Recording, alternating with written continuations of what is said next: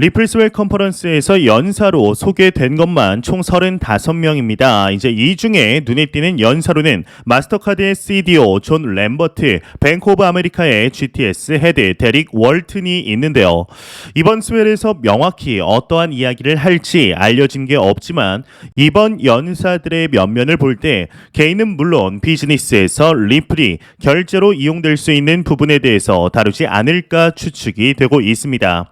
이제 사실 작년 2021년 리플이 스웰을 통해 워낙 원대한 계획들을 내놓았기 때문에 이번 행사를 통해 과연 리플이 얼마나 그 계획들을 실행하고 있는지에 대해서도 관심을 가질 필요가 있는데요. 이제 결과 없이 또 새로운 이야기만 늘어놓는다면 XRP 홀더들 입장에서도 힘이 빠질 수밖에 없겠죠. 새로운 비전이나 원대한 꿈도 좋지만 충분히 과거에 발표된 비전을 체크하는 것도 필요합니다. 다음 바통을 리플이 이제 받을 차례가 됐다고 생각을 하는데 다만 이번 스웰과 크립토 윈터를 리플이 어떻게 보느냐에 따라 그 바통이 리플에게 올 수도 있고 아니면 이더리움의 아류들에게 돌아갈 수도 있겠죠. 이번 스웰에서 리플사는 정말 잘해야 할 것입니다. 구독과 좋아요, 알림 설정 부탁드립니다. 안녕하십니까. 암호화폐 정보를 전달해 드리는 닥터 비트맨입니다. 네, 평일의 절반 수요일입니다. 이제 어떻게 오늘 하루 잘 보내고 계신가요? 이제 한국 시간으로 목요일 새벽 3시, 즉 내일로 넘어가는 새벽 3시 FOMC가 시작하게 되는데 이에 암호화폐 시장뿐만 아니라 자산 시장 전반에 폭풍 전야와 같은 상황들이 펼쳐지고 있습니다. 일단은 코인 마켓캡에서 메이저 탑10 코인들 먼저 한번 살펴보도록 하겠습니다. 네, 일단은 시가총액 1위의 비트코인의 경우는 전날과 거의 비슷합니다. 0.05% 이제 상승한 2523달러대. 2위의 이더리움은 이제 0.04% 하락한 1590달러대를 나타내고 있으며 6위의 XRP는 0.41% 상승한 0.46달러. 8위의 에이다가 아니네요. 이제 도지코인은 1.40% 상승한 0.14달러를 나타내고 있습니다. 비트코인의 더미넌스, 이더리움의 더미넌스 각각 살펴보게 되면 38.7%, 19.1%를 나타내고 있는데 그렇다면 과연 선물 투자자분들은 현재 포지션 어떻게 나누고 있는지 롱숏 비율 한번 확인해 보도록 하겠습니다. 네, 일단 비트코인의 경우는 숏 포지션이 63%로 더욱 우위를 점하고 있습니다. 이더리움의 경우도 숏 포지션이 54%로 우위를 점하고 있는데요.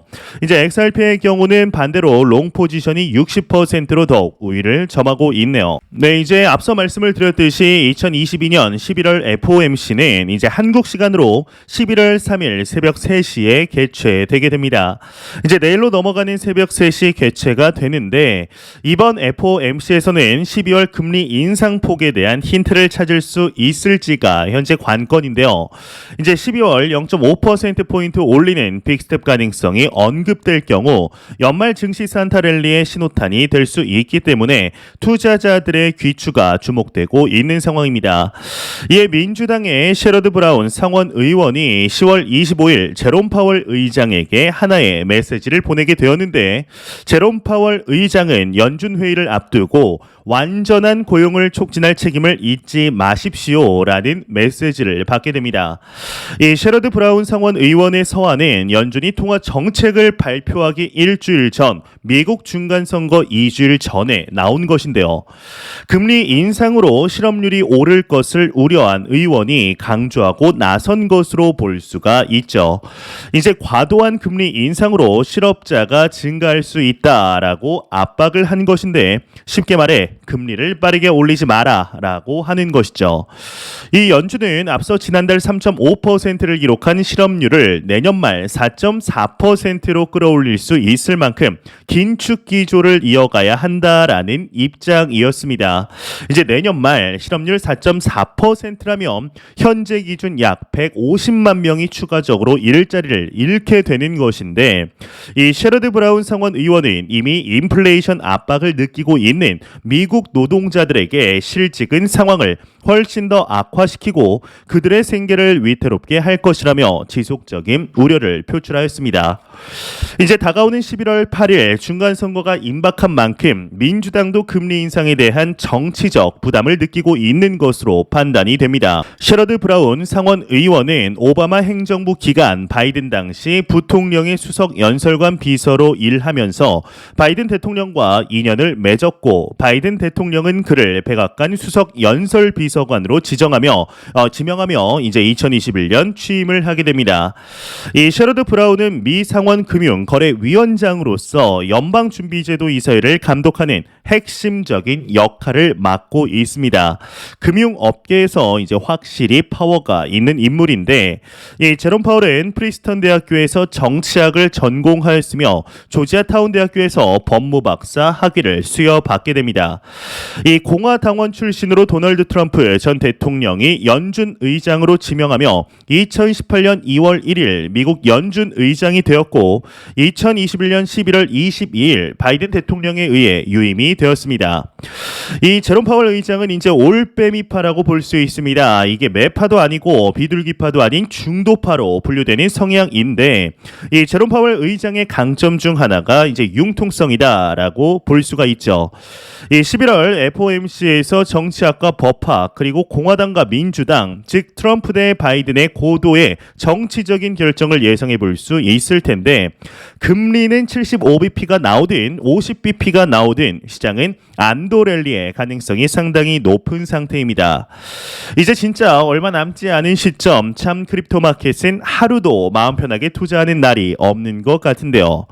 현재 닥터 비트맨 셰르파 멤버를 모집하고 있습니다. 이 셰르파 멤버십은 단순히 기사를 읽고 해석해드리는 데 초점을 두고 있는 멤버십이 아닙니다. 크립토 마켓을 통한 경제적 자유를 갈망하며 기댈 데 없는 외로운 암호화폐 투자 속에 강력하고 단단한 커뮤니티 형성을 지향하고 있습니다. 또한 여러분들을 각각의 크립토 셰르파로서 주체적인 투자 결정을 내리며 가상자산 시장에 대해서 나름의 해석이 가능한 수준까지 끌어올리는 것을 목표로 하고 있는데요. 매일 올려드리는 셰르파 전용 칼럼을 계속해서 보시다 보면 여러분들도 인지하지 못하는 사이 수준이 올라가 있으신 것을 느끼시리라 확신합니다. 가입을 희망하시는 분들은 현재 오른쪽 상단에 나오고 있는 카드를 클릭하시거나 영상 설명란과 고정 댓글창에 있는 내용을 확인하신 후 가입 부탁드립니다. 유튜브 자체의 멤버십이 아니라는 점 꼭 참고 부탁드립니다. 네, 이제 매년 열리는 리플의 연례 행사이죠. 이 리플스웰 컨퍼런스가 11월 16일에서 17일 런던에서 이제 열리게 됩니다. 매년 11월이면 리플은 자사 서비스와 비전을 발표하게 되는데 이때 발표되는 새로운 소식들과 연사들이 화제가 되기도 하였습니다. 최근 약식 판결 관련 이슈도 있었고 9월부터 리플의 소폭 상승이 있었기 때문에 그 어느 때보다도 관심이 몰리고 있는 상황인데 더욱이 매크로 상황도 점점 마켓 친화적으로 바뀔 것에 대한 기대가 생기고 있는 중이죠. 이제 연사로는 소개된 것만 총 35명입니다. 이제 이 중에 눈에 띄는 연사로는 마스터카드의 CDO 존 램버튼 그리고 뱅크 오브 아메리카의 GTS 헤드 데릭 월튼이 있는데요. 이번 스웰에서 이제 명확히 어떠한 이야기를 할지 알려진 게 없지만 이번 연사들의 면면을 볼 때 개인은 물론 비즈니스에서 리플이 결제로 이용될 수 있는 부분에 대해서 다루지 않을까 추측이 되고 있습니다. 이제 사실 작년 이제 2021년 리플이 스웰을 통해 워낙 원대한 계획들을 내놓았기 때문에 이번 행사를 통해서 과연 리플이 얼마나 그 계획들을 실행하고 있는지에 대해서도 관심을 가질 필요가 있는데요. 이제 결과 없이 또 새로운 이야기만 늘어놓는다면 XRP 홀더들 입장에서도 힘이 당연히 빠질 수밖에 없겠죠. 이 새로운 비전이나 원대한 꿈도 좋지만 이제 충분히 과거에 발표된 비전을 체크하는 것도 필요합니다. 이제 그중 몇 가지를 꼽자면 XRP를 기축으로 하는 미국 내 거래소 론칭입니다. 이 소식은 사실 지난 스웰에서 발표된 이후 한 번도 제대로 언론에 나온 적이 없었는데 실질적으로 소송이라는 이슈가 함께 걸려 있다 보니 알아서 조심하는 이제 눈치이죠. 이와 동시에 XRP 레저 기반의 생태계 조성 또한 눈여겨보아야 할 문제인데 아마도 이 부분은 리플렛 홈과 관련해서 개인과 기업에 보다 강력한 이용을 뒷받침하는 새로운 무언가를 내놓지 않을까 생각이 되는데요. 이더리움은 이제 스마트 컨트랙트를 기반으로 지금의 왕국을 건설하였고 사실 2017년만 하더라도 이더리움은 그냥 허무맹랑한 꿈을 꾸는 블록체인에 불과하였지만 2021년 크립토 마켓의 투자자들은 이더리움의 막강함을 이제 가격과 비즈니스를 통하여 확인하였습니다. 이제 다음 바통을 리플이 받을 차례가 됐다라고 생각을 하는데 다만 이번 스웰과 크립토 윈터를 리플이 어떻게 보내느냐에 따라 그 바통이 리플에게 올 수도 있고 아니면 이더리움의 아류들에게 돌아갈 수도 있겠죠. 이번 스웰에서 리플사는 정말 잘해야 할 것입니다. 현재 비트코인에 대한 이해나 인식이 과거에 비해서 상당히 올라온 것을 느끼고 있습니다.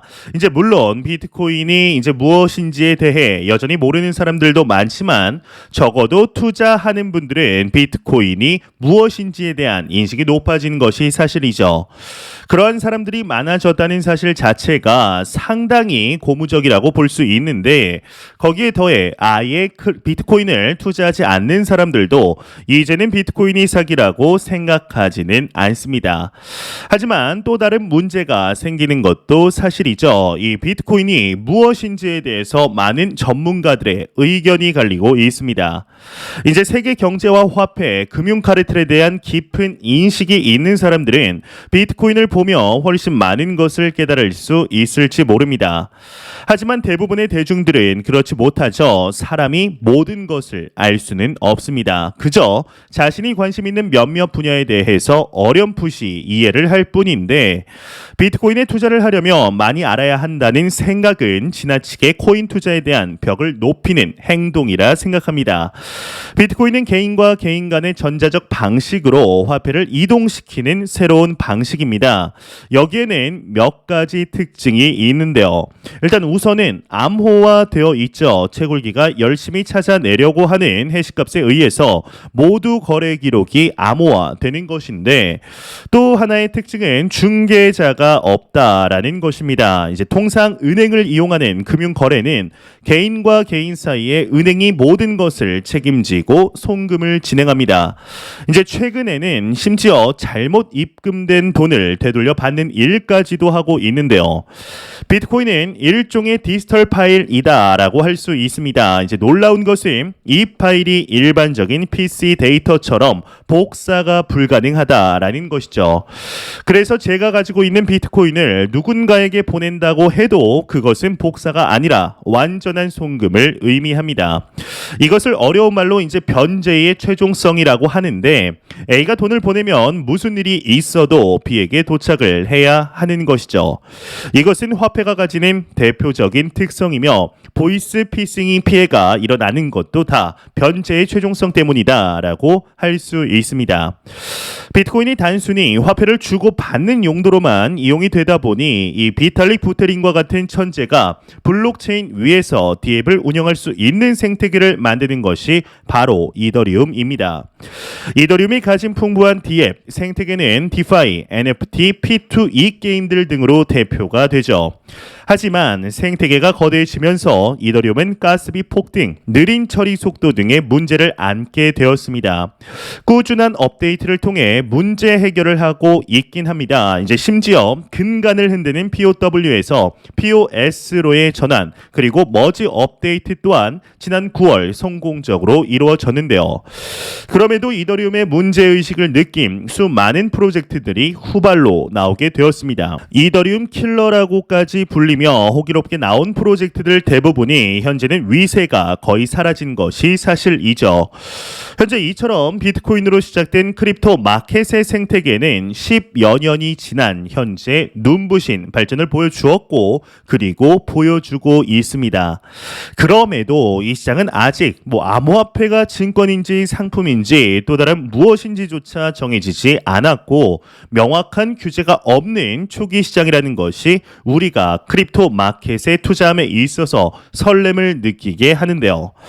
현재 크립토 윈터라고 불리우는 침체장의 직면에 있지만 이러한 것은 매크로 경제 상황 속 자산시장 전반적으로 약세를 보일 뿐 암호화폐 시장은 더욱 확장이 되고 있습니다. 이제 앞으로 그리 길게도 아닙니다. 이제 3년 뒤에 이 시장이 지금과는 다른 어떠한 모습을 보여주게 될지 충분히 기대해 보아도 좋지 않을까 하는 생각이 드는데요. 이제 매형상 말씀을 드리지만 절대로 단기적인 시각으로 이 시장을 바라보지 마시고 장기적인 시각으로 또한 오랜 시간 동안 함께할 수 있는 여유 자금을 통하여 투자를 진행하시길 진심으로 바라보겠습니다. 제가 준비해온 소식은 여기까지입니다. 영상이 도움이 되셨다면 구독과 좋아요 그리고 광고 한 편만 처음부터 끝까지 시청 부탁드립니다. 이 채널은 오직 광고 수익으로 운영이 되게 됩니다. 항상 영상 시청해 주시는 시청자분들, 구독자분들 너무나 감사드립니다. 오늘 남은 시간도 잘 마무리하시길 바라면서 저는 더욱 도움이 되는 영상으로 찾아뵙도록 하겠습니다. 지금까지 닥터 비트맨이었습니다. 감사합니다.